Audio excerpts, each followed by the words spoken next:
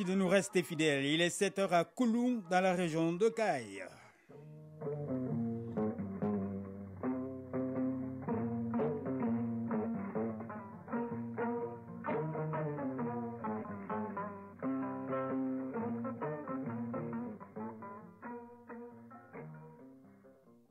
Le journal Koji Sibi. Mesdames, Messieurs, bonjour. C'est parti depuis hier pour la Semaine nationale de la réconciliation. Il s'agit de mobiliser les Maliens autour des idéaux de paix et de vivre ensemble avec comme thème « Faisons de la diversité un atout pour la cohésion sociale au Mali ». L'événement a été lancé par le président de la transition, le colonel Assimi Goïta. Deux importants documents remis hier au Premier ministre par intérim. D'abord celui des attentes et besoins des populations sur l'organisation de la démocratie. Ensuite la synthèse des travaux du cadre stratégique sur la refondation de l'État issu du dialogue national. Les documents désormais officiels seront travaillés pour le bonheur de nos populations. Le dossier du jour porte sur les mototaxis dont l'avènement a contribué à faciliter le transport urbain, sauf que les conducteurs de ces engins ont maintenant du mal à joindre les deux bouts. En sport, l'actualité, c'est la Supercoupe Colonel Assimi Goïta qui connaîtra son épilogue avec la grande finale entre Bamako et Mopti cet après-midi au stade Mamadou Konaté, à suivre en direct sur nos antennes télé et radio. Enfin, la chronique du développement s'intéresse aujourd'hui au programme d'accompagnement à la croissance des petites et moyennes entreprises qui va accompagner une centaine de jeunes pour une durée de 2 ans. Voilà pour le sommaire.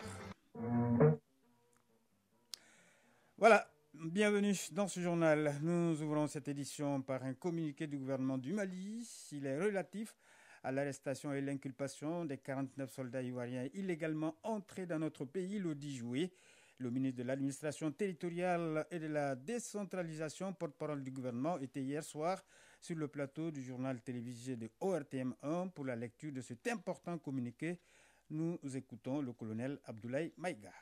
Au nom de nos plus hautes autorités, j'ai l'insigne honneur de délivrer le communiqué numéro 38 du gouvernement de transition, communiqué dont la teneur suit. Le gouvernement de la transition a suivi avec une très grande préoccupation et une profonde stupéfaction le communiqué du Conseil national de sécurité de la Côte d'Ivoire tenu le mercredi 14 septembre 2022 au sujet des 49 soldats ivoiriens arrêtés à l'aéroport international président Modibo Keïta Bamako Sénou le 10 juillet 2022 et contre lesquels la justice malienne a ouvert une procédure d'information judiciaire pour des faits graves touchant entre autres à la sécurité nationale et à la sûreté extérieure de l'État. Le gouvernement de la transition rappelle à l'opinion publique nationale et internationale que par communiqué numéro 034 du 11 juillet 2022, il a expliqué en détail les conditions illégales dans lesquelles ces forces étrangères, dont une trentaine de forces spéciales, sont arrivées au Mali en possession d'armes et de munitions de guerre, sans ordre de mission ni autorisation, tout en dissimulant les identités et leur profession réelle de militaires, ainsi que l'objet précis de leur présence sur le sol malien. En outre, contrairement à la déclaration des autorités ivoiriennes, la MINUSMA, officiellement saisie du statut de ces militaires par le ministère des Affaires étrangères et de la coopération internationale, avait clairement indiqué dans sa note verbale référencée MINUSMA bar PROT bar NV bar 226 bar 2022 du 27 juillet 2022 que ces soldats ne faisaient pas partie des éléments nationaux de soutien.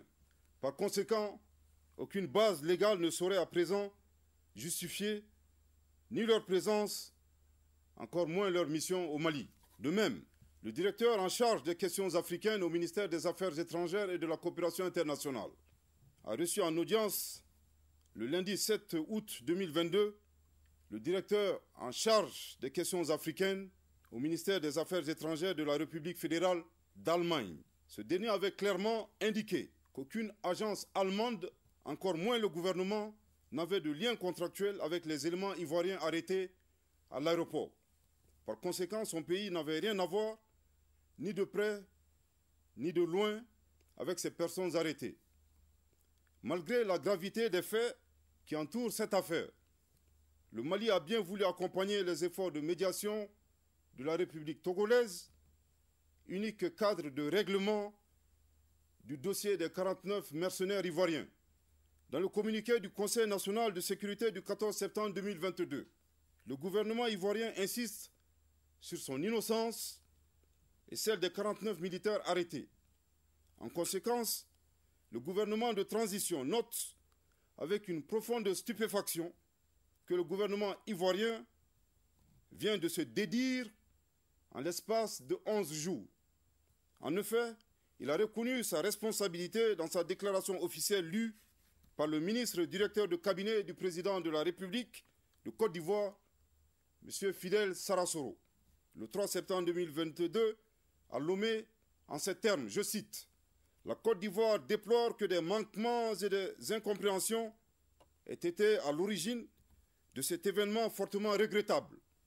La Côte d'Ivoire, soucieuse de maintenir des relations de bon voisinage avec le Mali, s'engage à respecter les procédures des Nations Unies ainsi que les nouvelles règles et dispositions maliennes édictées relatives au déploiement des forces militaires au Mali. » Fin de citation.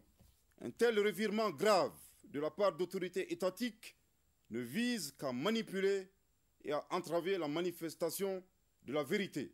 Animé d'une volonté d'adversité, le gouvernement ivoirien accuse le Mali d'avoir pris en otage les militaires ivoiriens en faisant fi des conditions obscures et des manquements ayant entraîné l'inculpation par la justice malienne des 49 mercenaires ivoiriens.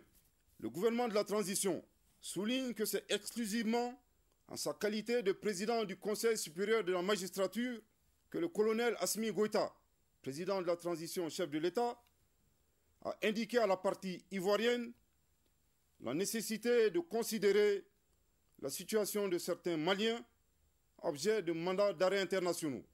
C'est cette attitude responsable du président de la transition qui a été malheureusement perçue par les autorités ivoiriennes comme une prise d'otage. À la décision du gouvernement ivoirien d'avoir transformé un dossier judiciaire en une crise diplomatique et par conséquent de saisir la CEDEAO, le gouvernement de la transition souligne qu'il n'est nullement concerné par cette procédure devant l'instance communautaire. Aussi, il indique à la CEDEAO que l'affaire des 49 mercenaires ivoiriens est purement judiciaire et bilatérale. Il met en garde contre toute instrumentalisation de la CEDEAO par les autorités ivoiriennes pour se soustraire de leurs responsabilités vis-à-vis du Mali. Le gouvernement de la transition, tout en réitérant son attachement à la paix, à la sécurité et aux relations séculaires de bon voisinage, précise que pour le respect de sa souveraineté, sa sécurité nationale et aux intérêts vitaux de son peuple, il ne cédera à aucun chantage ou intimidation. Que Dieu bénisse le Mali et préserve les Maliens. Fait à Bamako le 15 septembre 2022. Merci de votre très aimable attention. Sur un autre plan, le président de la transition, le colonel Assimi Goïta, a lancé hier au CICB la semaine nationale de la réconciliation, une doléance des Maliens lors de la conférence d'attente nationale tenue en 2019. À partir du jeudi 15 jusqu'au 21 septembre sont prévues des activités éducatives, sportives, socio-culturelles et des communications sur toute l'étendue du territoire national. L'objectif est de mobiliser toutes les filles et fils du Mali autour des idéaux de paix, de cohésion, du pardon et de vivre ensemble. La semaine ainsi lancée est désormais instituée au Mali et sera organisée chaque année du 15 au 21 septembre. Le thème de cette première édition est « Faisons de la diversité un atout pour la cohésion sociale au Mali ». Sira Batili nous fait revivre la cérémonie de lancement de la Semaine nationale de la réconciliation.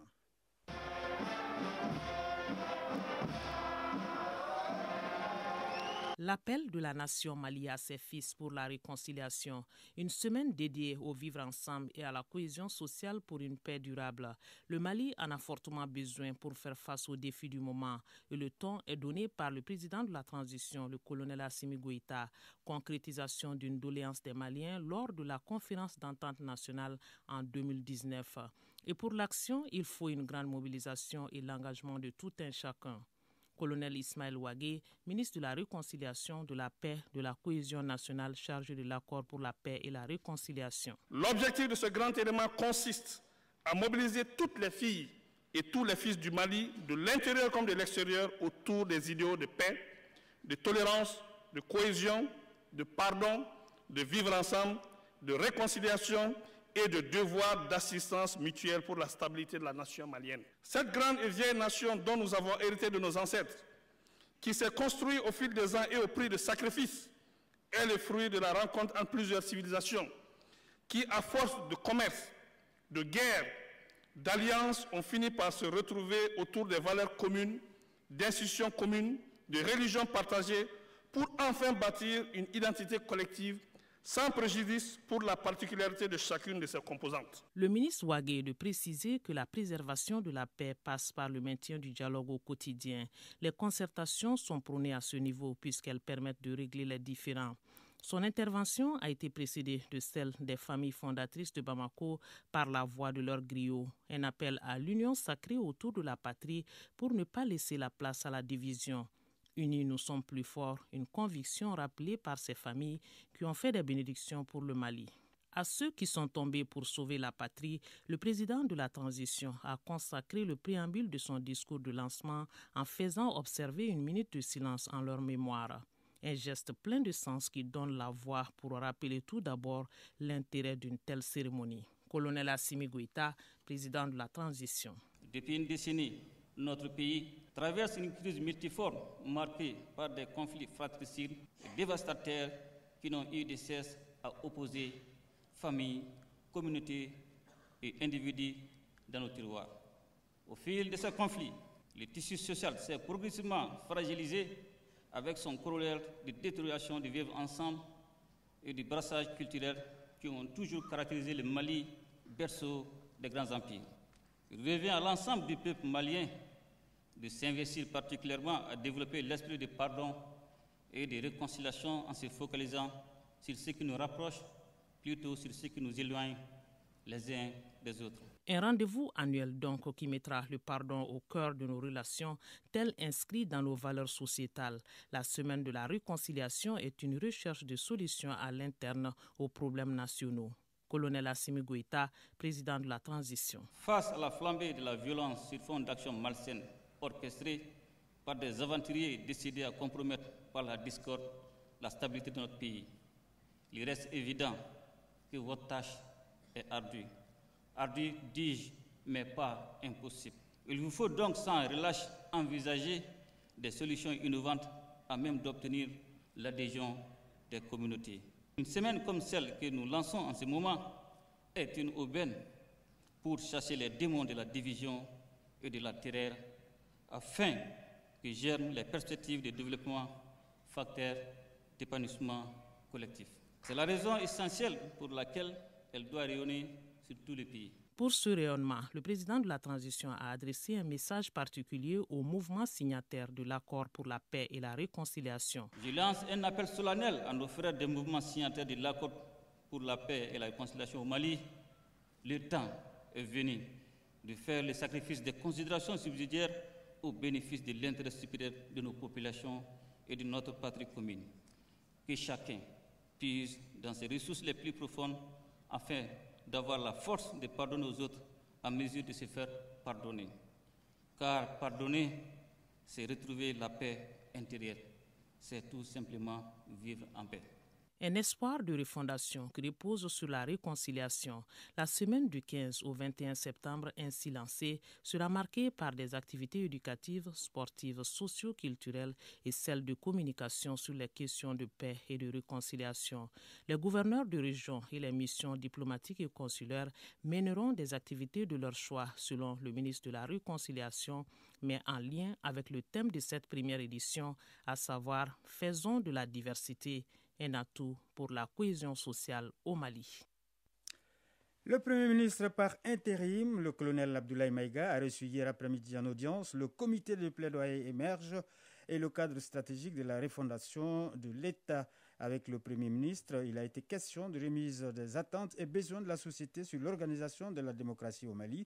Auparavant, le comité avait été reçu par le président du Conseil économique, social et culturel. Il a été question là aussi de la remise du même document.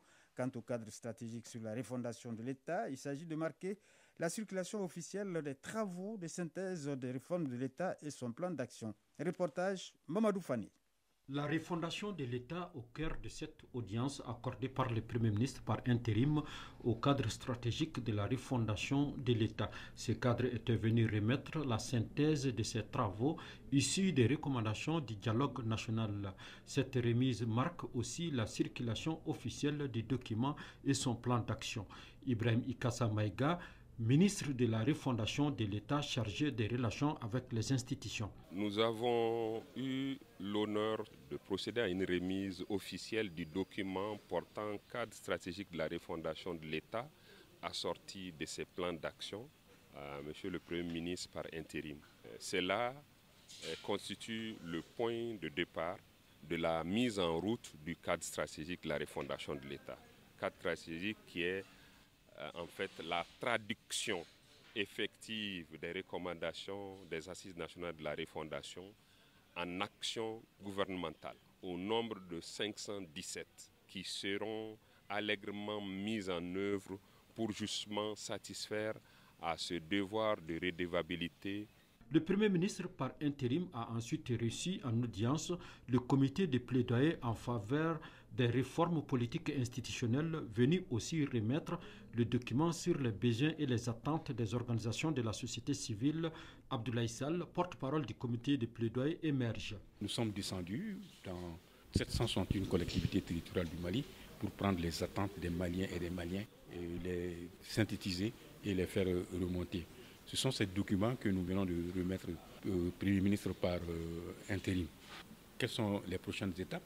C'est les autres réformes, comme par exemple le référendum que nous devons tenir et les élections générales que nous devons tenir. Et qui parle d'élections, parle de réforme, de conquête et d'exercice du pouvoir politique. Ça veut dire qu'il y a des enjeux et des défis. Donc c'est ce que nous avons identifié. Auparavant, ce comité avait été reçu par le président du Conseil économique et social pour la remise du même document. Les hôtes du président Katilé réaffirment à travers cette démarche leur volonté de soutenir les initiatives des autorités de la transition pour bâtir une nation forte. Éthique et déontologie du magistrat, quel impact dans la lutte contre la corruption? Tel est le thème de la 3e journée d'échange presse et justice, dont les travaux se sont déroulés hier à la Maison de la Presse. Des interventions du jour, il ressort que la presse et la justice peuvent se donner la main dans la lutte contre la mauvaise gouvernance. Cette journée d'échange est organisée par la Maison de la Presse en partenariat avec le ministère de la Justice et de la Coopération canadienne. Le point avec Mamari Kone. Le magistrat est l'un des acteurs clés de la lutte contre la corruption et la délinquance financière. La presse aussi par son rôle de veille et de sentinelle. À travers cette 3e édition de la journée d'échange presse et justice, il s'agit de débattre de l'éthique et de la déontologie du magistrat dans la lutte contre la corruption. Le Canada, l'un des partenaires de cette journée, salue les efforts consentis par le gouvernement.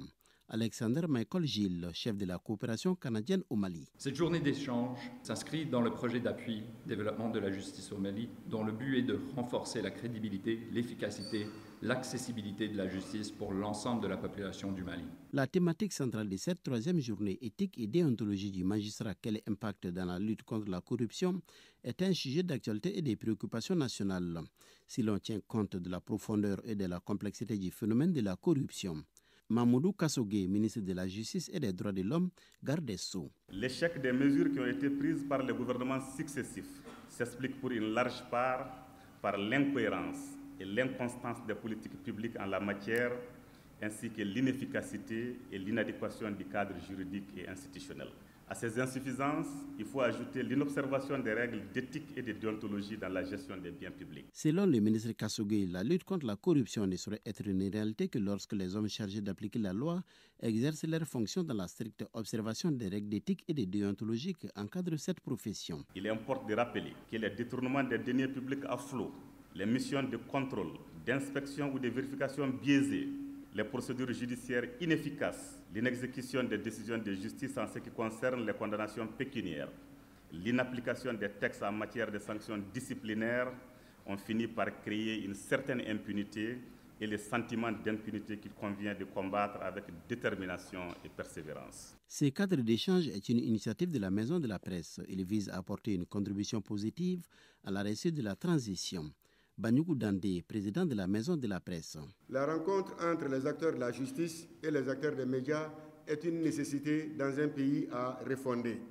Et c'est la raison pour laquelle nous prenons encore l'engagement de tout mettre en œuvre pour accompagner et les ministères de la Justice et l'ensemble des départements ministériels pour la réalisation des objectifs qui se sont fixés pour la réussite de cette transition. La communication du jour est faite par l'ancien ministre de la Justice et membre du CNT, Ameifoune Mahalmadan, avec comme modérateur Shahana Takiou, journaliste.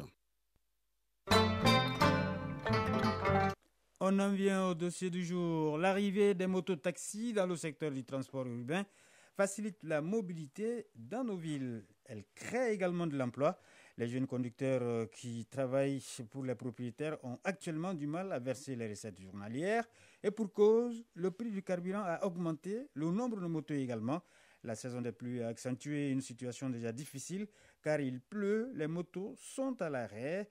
Alors, voyons tout cela avec ce reportage signé Bemba Sibi et Yacouba Kone. De nos jours, les mototaxis font partie intégrante du quotidien des Bamakois. Elles contribuent à faciliter la mobilité urbaine. C'est aussi un moyen d'absorber le chômage. Aujourd'hui, beaucoup de jeunes travaillent dans ce nouveau secteur. Si certains conducteurs de motos évoluent à leur propre compte, d'autres le font pour des propriétaires, à l'image de Modibo Traoré qui possède 5 motos. On loue les motos aux conducteurs et ils nous versent des recettes journalières de 2500 francs CFA, sauf le dimanche. En cas de panne ou d'accident, c'est nous qui prenons en charge le coût. Malgré tout, certains conducteurs ont du mal à verser régulièrement les recettes. D'autres structures, dans le souci de créer de l'emploi, se sont lancées dans la location de motos. Ils ont ainsi mis en circulation 300 motos. Au départ, ils avaient convenu d'un contrat de 18 mois et une recette journalière de 5 000 francs CFA avec les conducteurs. Zoumana Kane, directeur adjoint d'une société de location de motos. On a fait un petit calcul. En allant à 18 mois, ça allait créer d'autres problèmes. Et de 5 000, on est revenu à 2 500. Après 7 mois d'activité, on a réduit à 2500. De 18 mois, on est revenu à 12 mois. Une baisse qui permet à ces conducteurs de mototaxi de pouvoir s'en sortir, car selon ces derniers, actuellement, ce n'est pas évident de tenir leur engagement avec les propriétaires. Madi Sissoko, conducteur de mototaxi. Actuellement, ce n'est pas facile. Le prix du carburant a augmenté et le nombre de courses a diminué, car c'est la saison des pluies. Chaque fois qu'il pleut, les motos sont à l'arrêt. Awa Kane, conductrice de mototaxi. Aujourd'hui, ça devient un peu difficile parce qu'il y a beaucoup plus de motos. D'autre part, à cause de l'hivernage et tout ça. Alou Touré, conducteur de mototaxi. Conduire une mototaxi n'est pas facile aujourd'hui. Une course de 1000 francs CFA, les clients te proposent 500 francs CFA. À ces difficultés s'ajoutent les accidents, les cas de vol et les pannes de moto. Si la plupart de ces incidents sont pris en charge par les propriétaires, ils privent un temps ces conducteurs de leur seule source de revenus. Un mot de l'actualité hors de nos frontières. La 18e session de la conférence ministérielle africaine sur l'environnement a débuté hier à Dakar en présence de John Kerry, envoyé spécial américain pour le climat. Une conférence pour passer en revue les défis écologiques en Afrique et préparer la prochaine COP27 qui se tiendra en novembre en Égypte. Le président sud-africain sera reçu par son homologue américain ce vendredi 16 septembre à la Maison-Blanche. Washington et Pretoria veulent réveiller leurs relations bilatérales après les années Trump et malgré leurs divergences, notamment sur la guerre en Ukraine. La page des sports, c'est tout de suite.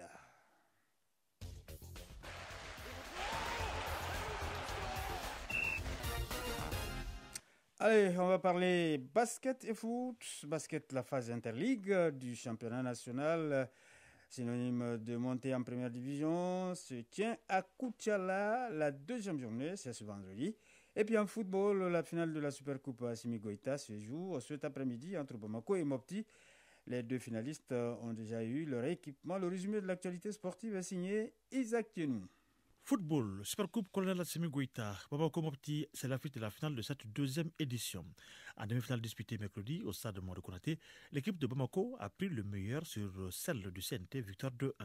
De son côté, Mopti a validé son billet pour la finale grâce à sa victoire 4-2 face à la formation du gouvernement. Bamako et Mopti se donnent alors rendez-vous cet après-midi au stade Moro Konaté pour la grande finale de la deuxième édition de la Supercoupe Colonel Assimi Goïta prévue à 16h. Les deux équipes finalistes ont reçu hier leur maillot pour la finale.